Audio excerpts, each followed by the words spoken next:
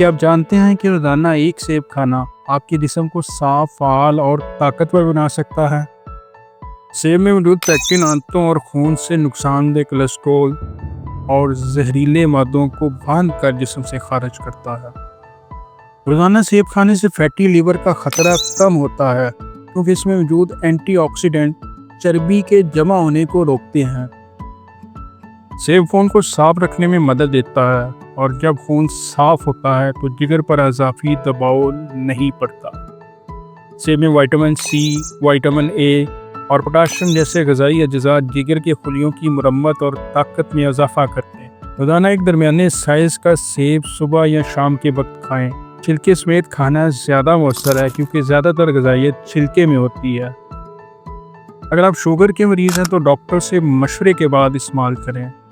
पैकशुदा और मीठे जूसेस से परहेज़ करें।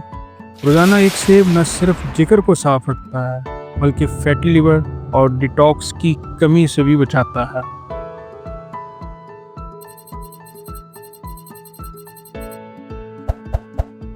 Please like, share and subscribe to our channel.